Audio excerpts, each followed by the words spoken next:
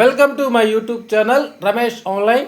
పెన్షనర్లు ఇన్కమ్ ట్యాక్స్కు సంబంధించి ఆడిటర్కి సమర్పించాల్సిన వివరాలు. ఈ మిస్టేక్ చేస్తే ఐటీ డిపార్ట్మెంట్ వారి నుండి నోటీసులు వస్తాయి అనే హెడ్లైన్తో ఉన్నటువంటి వీడియోని అయితే మనం చూస్తున్నాం. చూసే ముందుగా ఫ్రెండ్స్, ఎవరైనా ఫస్ట్ టైం మన ఛానల్ని విజిట్ చేసినట్లయితే తప్పకుండా సబ్స్క్రైబ్ చేసుకోండి. ఇక విషయానికి వచ్చినట్లయితే ఏపీ పెన్షనర్లు ఇన్కమ్ ట్యాక్స్కు సంబంధించి ఇలా చేస్తే ఐటీ డిపార్ట్మెంట్ వారి నుంచి నోటీసులు వస్తాయి.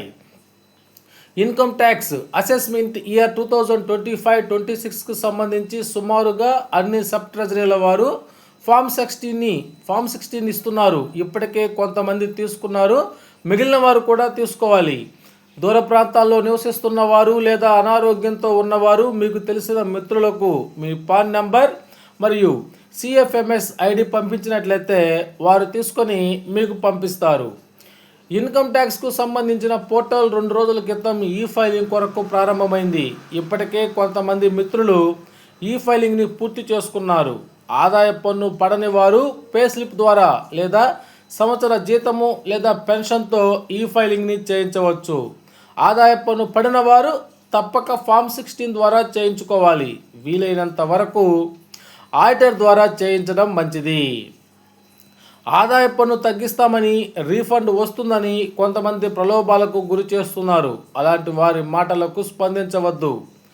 ఈ సంవత్సరము ఈ ఫైలింగ్ ఫామ్స్లో అనేక మార్పులు అయితే చేశారు. చాలా వరకు ఇలాంటి మోసాలు లేకుండా రూపొందించారు. అయినా కొంతమంది ఈ విధంగా మోసాలకు పాల్పడవచ్చు, కాబట్టి స్పందించవద్దు. తేడా వస్తే బాధ్యులము మనమే అన్న విషయాన్ని గుర్తుంచుకోవాలి.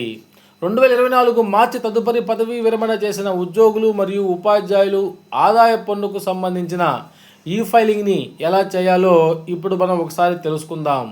2024 మార్చి నెల నుంచి ఉద్యోగులు మరియు ఉపాధ్యాయులు పదవీ విరమణ చేయడం జరిగింది. వారు ఈ ఫైలింగ్ చేయించాలా లేదా అవసరం లేదా అనేటువంటి విషయాన్ని తెలుసుకున్నట్లయితే, ముఖ్యంగా 3 లక్షల రూపాయల సంవత్సర ఆదాయం దాటిన ప్రతి ఒక్కరూ తప్పనిసరిగా ఈ ఫైలింగ్ని చేయించాలి. 2024 జనవరి మరియు ఫిబ్రవరి నెలలో పదవీ విరమణ చేసిన వారు గత సంవత్సరం ఈ ఫైలింగ్ చేస్తుంటారు. ఈ సంవత్సరం మార్చి నెల నుంచి ఫిబ్రవరి 2025 వరకు వచ్చే పెన్షన్ వివరాలతో లేదా ఫిబ్రవరి పే స్లిప్ ద్వారా ఈ ఫైలింగ్ చేయించాలి. ఈ ఫైలింగ్ చేయించినప్పుడు పెన్షన్ బెనిఫిట్స్ ఏమైనా పొంది ఉన్నట్లయితే ఆ వివరాలను కూడా ఆడిటర్ గారికి తెలియజేయాలి. అప్పుడు ట్యాక్స్ పడదు. కానీ ఈ ఫైలింగ్లో ఆ వివరాలను చూపిస్తారు. 2024 మార్చి తదుపరి 2025 ఫిబ్రవరి మధ్య పదవీ విరమణ చేసిన వారు ఎలా ఈ ఫైలింగ్ చేయించాలో చూసినట్లయితే, పైన పేర్కొన్న వారు పదవీ విరమణ చేసే ముందు వరకు జీతం తీసుకుంటారు, తదుపరి పెన్షన్ తీసుకుంటారు. ఉద్యోగిగా ఎన్ని నెలలు మీరు జీతం తీసుకున్నారు ఆ వివరాలను మీ దగ్గర నోట్ చేసుకొని పెట్టుకోవాలి. లేదా డీడీఓ గారు వివరాలతో ఫామ్ 16ని ఇస్తారు. పదవీ విరమణ చేసినటువంటి తరువాత తీసుకున్నటువంటి పెన్షన్ వివరాలు కూడా ప్రతి ఒక్క పెన్షన్ తప్పనిసరిగా నోట్ చేసుకొని పెట్టుకోవాలి. ఉద్యోగిగా ఆదాయ పన్ను తగ్గించారా లేదా చూసుకోవాలి. అలాగే సబ్ ట్రెజరీ అధికారి పెన్షన్పై ట్యాక్స్ తగ్గించారా లేదా అనేటువంటి విషయాలు కూడా చెక్ చేసుకోవాలి. జూన్ నెలలో ఈ ఫైలింగ్ చేయించినప్పుడు జీతము మరియు పెన్షన్ 2 కలిపి ఆడిటర్ గారికి వివరాలను ఇవ్వాలి. జీతము మరియు పెన్షన్ 2 కలిపి 7,75,000 రూపాయలు దాటినట్లయితే ట్యాక్స్ చెల్లించవలసి ఉంటుంది. జీతంలో ట్యాక్స్ తగ్గించకపోయినా, అలాగే పెన్షన్లో ట్యాక్స్ తగ్గించకపోయినా ఈ ఫైలింగ్ చేయించేటప్పుడు ట్యాక్స్ చెల్లించాల్సి ఉంటుంది. జీతము మరియు పెన్షన్ 2 కలిపిన ట్యాక్స్ పడకపోయినా ఈ ఫైలింగ్ తప్పక చేయించాలి. ఈ మధ్యకాలంలో మీరు తీసుకున్న పెన్షనరీ బెనిఫిట్స్ అనగా కమ్యూటేషన్ కానీ, గ్రాట్యుటీ కానీ మరియు పిఎఫ్ ఇంకా ఏమైనా పొంది ఉన్నట్లయితే ఆ వివరాలను కూడా ఆడిటర్ గారికి ఇవ్వాలి. ట్యాక్స్ పడతగానే ఆ వివరాలను ఈ ఫైలింగ్లో చూపిస్తారు.